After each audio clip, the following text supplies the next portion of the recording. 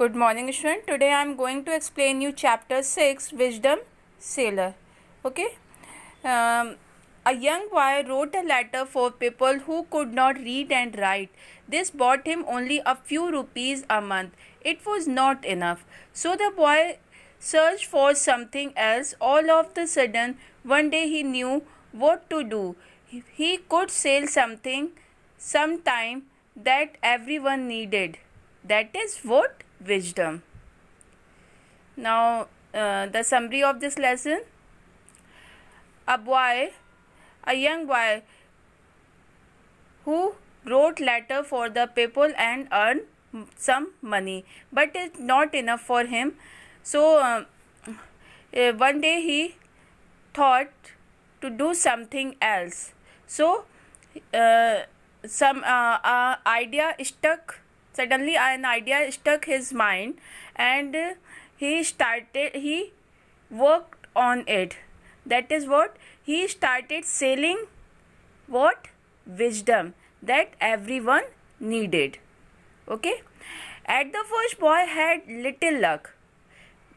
A few curious people came and spent a rupee or two for wisdom. It was not much, but the boy did not get discouraged.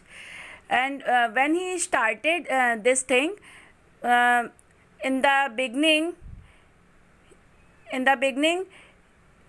he not got enough money, but he not lose his patience. He work on it.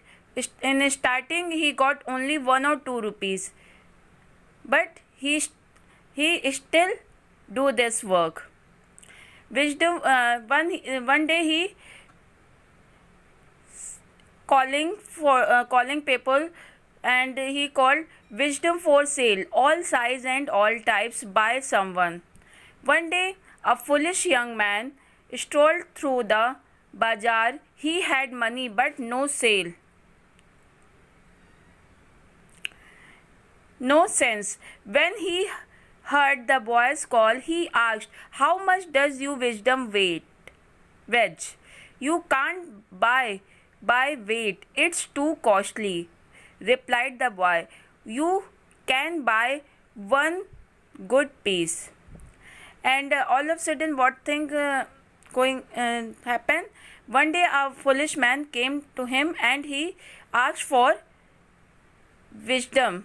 And he said how much money he got for the wisdom, and what is the wedge of the wisdom. Then the boys told him that wisdom is too costly. It's not, you can't get it by the wedge. It is too costly for you. बच्चों, ये story एक young boy की, एक लड़के की है जो कि स्टार्टिंग में लेटर लिखता है लोगों के लिए, और उससे वो अपनी अर्निंग करता है 1 और 2, जिससे उसे 1 या 2 रुपए मिलते हैं मंथ में. कुछ ही पैसे वो कमा पाता है जो कि उसके लिए इनफ नहीं होते हैं.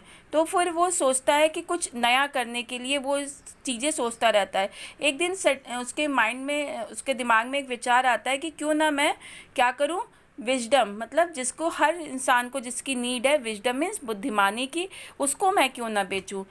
स्टार्टिंग में क्या होता है कि कुछ उसका भाग्य उसका साथ नहीं देता है. बहुत कम लोग उसके पास आते हैं विजडम खरीदने के लिए, 1 या 2 रुपये, जिससे उसे 1-2 रुपये मिलते हैं. लेकिन वो अपना With the great delight, the boy wrote something on a slip of paper and handed it to the man. Proudly, the young man returned to his house and showed the paper to his parents. "What nonsense is this?" cried the mother. "What does it say?" Carefully, the man unfolded his wisdom and read, "Never stand and watch 2 people fight." Then वो जो आदमी होता है वो क्या करता है कि उसके पास में जाता है और उससे कहता है कि मुझे 1 रुपये की विजडम, मतलब बुद्धिमानी वाली एक बात लिख कर दे दो. तो वो लड़का क्या करता है, बहुत ही एक पेपर की स्लिप पर कुछ लिख कर देता है उस आदमी को, और वो आदमी जो होता है, लड़का जो होता है, वो बहुत खुशी खुशी उस पेपर को लेकर अपने घर चला जाता है और अपने पेरेंट्स को दिखाता है खुश होके कि देखिए मैं क्या ख़रीद के लाया हूँ। तो उसकी मदर उसके ऊपर चिल्लाती है कि तुम ये क्या बेवकूफ़ी भरा काम करके आए हो, तुमने 1 रुपये इसके पीछे खर्च कर दिए। तो फिर उसके फादर उससे कहते हैं you paid money for that, shouted, चिल्लाते उससे और कहते हैं कि वापस जाओ और जहाँ से ये ख़रीद के लाए हो उस विजडम सेलर से पैसे वापस लेके आओ। तो वो वापस उस विजडम सेलर के पास में जाता है, लेकिन वो विजडम सेलर कहता है कि मैं तुम्हें पैसे तो नहीं दे सकता, पैसे तो दे देता हूँ, लेकिन उसके बदले जो मैंने तुम्हें विजडम, अपनी बुद्धिमानी भरी बात जो आपको सेल की थी, वो मुझे रिटर्न चाहिए। तो वो लड़का कहता है ठीक है तुम ले लो रिटर्न। फिर वो विजडम सेलर क्या करता है, कुछ लिखकर उसे एक पेपर पे देता है और उस पर क्या लिखा होता है, I will always stand and watch 2 people fight, मैं हमेशा 2 लोग जहाँ लड़ रहे होंगे वहाँ पर खड़े होकर देखूँगा। तो वो लड़का जो रहता है उसको पढ़कर अपना सर हिलाते हुए वहाँ से चला जाता है। The man took the piece of paper and left later the home he showed his father. उसके बाद वो ले जाके अपने फादर को ये पेपर दिखाता है तो उसके फादर बड़े खुश होते हैं, कहते हैं चलो तुमने 1 रुपये अपने पैसे बचा लिए। सेवरल डेज आफ्टर दैट, बहुत दिनों बाद उस चीज़ के क्या होता है, दैट फुलिशमैन, वो जो बेवकूफ़ इंसान होता है, वो सड़क पर जा रहा होता है। तभी उसे दिखाई पड़ता है कि 2 प्रिंसेस आपस में, उनके जो अटेंडेंट होते हैं, कर्मचारी जो होते हैं, वो आपस में लड़ रहे होते हैं। Since he had return the wisdom, क्योंकि उसने अपना विजडम, बुद्धिमानी जो थी वो लौटा दी थी। ही न्यू ही मस्ट स्टैंड, उसके पास इस समय वो ये समझता था कि मुझे ज़रूर से यहाँ खड़े होकर इस लड़ाई को देखना चाहिए। वो वहाँ पर खड़े हो जाता है और खड़े होकर उस लड़ाई को देखने लगता है।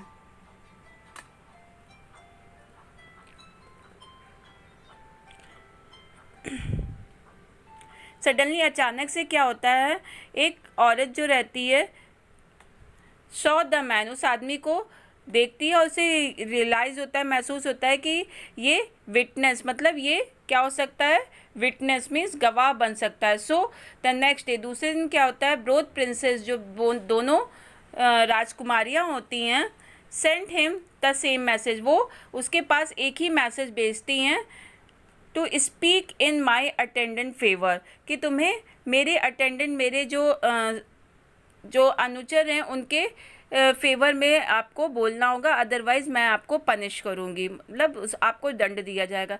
अब वो लड़का सोचने लगता है कि क्या करूँ, अब तो फंस जाता है प्रॉब्लम में। तो वो अपने फादर के पास जाता है टू मेक दम, उसके फादर जल्दी से जाते हैं बाज़ार में और उस विजडम सेलर को ढूंढने लगते हैं कुछ बुद्धिमानी खरीदने के लिए। Will cost 500 rupees now, set the wisdom seller, and the father quickly paid. अब वो विजडम सेलर के पास भी एक अच्छा मौका रहता है, वो क्या कहता है कि अब मैं बुद्धिमानी की एक बात के लिए या आपको एक सुझाव देने के लिए मैं आपसे क्या लूँगा, 100 रुपये आपको पेड करने होंगे। और उसके फादर खुशी खुशी वो पैसे दे देते हैं, जल्दी से निकाल के ही रिसीव, वो एक उसके थ्रू वो एक पेपर उनको देता है।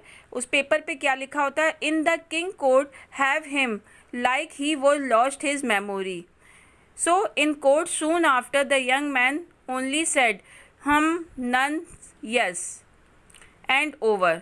तो उस पर लिखा होता है कि राजा के दरबार में जब जाना तो वहाँ पर ऐसे प्रिटेंड करना, ऐसे करना कि जैसे तुम अपनी मेमोरी लॉस्ट कर चुके हो। So in the court soon after the young man only said, उसके बाद वो लड़का क्या करता है, जब राजा के दरबार में पहुँचता है तो केवल क्या कहता है, हाँ हाँ हाँ, नहीं, यस और ओवर एंड ओवर, यही चीज़ें वो बार बार कहता रहता है।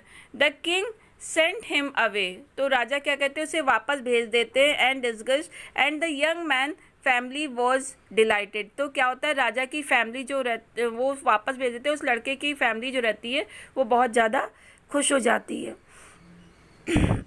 Soon the father realized that his son would always have to act that way।